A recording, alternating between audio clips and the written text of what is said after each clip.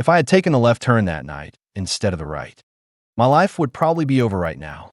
But instead, what happened next changed everything I thought I knew about myself. That's how I usually start when someone asks me about the craziest story of my life. And trust me, this isn't just a dramatic way of telling it. It's the truth. I was living in Austin, Texas at the time.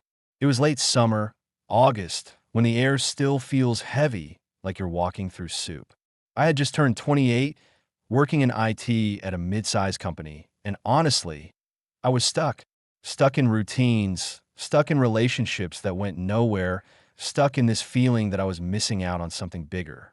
My parents lived in Nashville, and I hadn't visited them in over a year. That weekend, I decided to drive out, make the 12-hour trip, clear my head. You know how sometimes long drives feel like therapy? That was the plan. Just me, my old Honda Civic, a cooler with some sodas, and a playlist that could carry me across state lines. The first few hours went smooth. Central Texas faded behind me.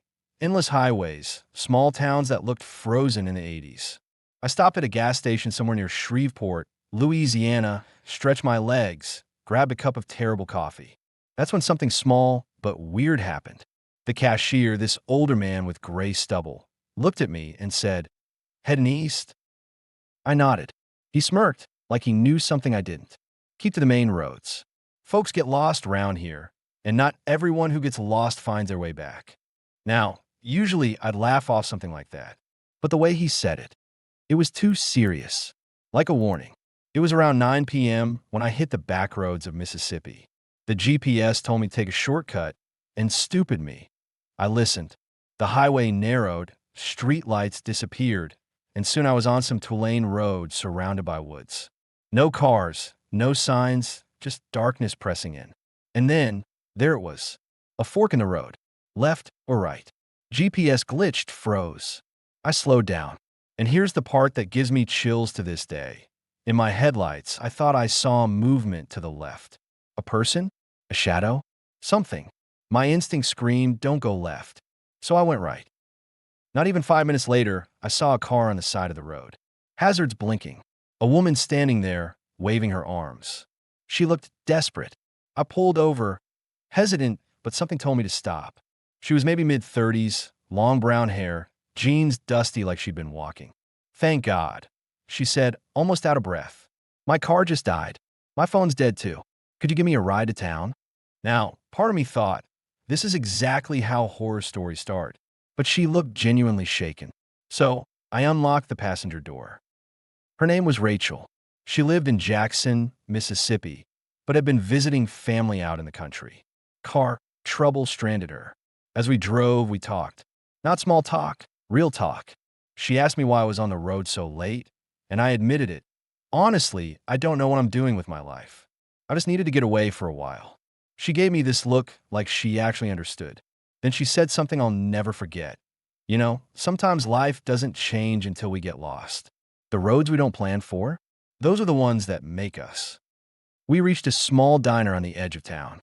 Neon lights buzzing, parking lot almost empty. She insisted on buying me pie and coffee as a thank you. Inside, it felt like stepping into another decade. Red leather booths, jukebox in the corner, old photos of Elvis on the wall. We sat there for 2 hours, talking about everything. Family, regrets, the people we wished we could become. At one point she laughed and said, "It's crazy. If your GPS hadn't glitched, we wouldn't even be here right now." That thought hit me hard. What if I had gone left? When it was time to leave, Rachel pulled out her wallet to pay.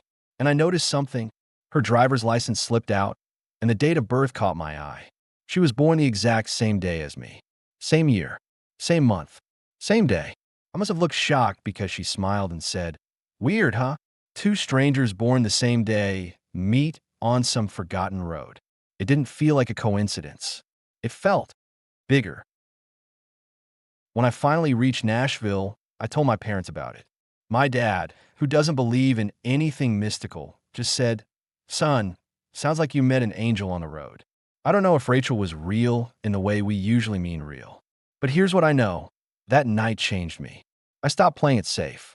I switched jobs, moved cities, started actually living instead of waiting for life to happen. So yeah, Maybe I was supposed to take the left turn that night. Maybe something terrible waited for me down that road. Or maybe I was meant to meet Rachel, meant to hear those words that pulled me out of my own fog. And that's the point I want to leave you with. Sometimes the road you're scared to take is the one that saves you. Sometimes the strangers you meet are the teachers you didn't know you needed. And sometimes the wrong turn is the right one after all.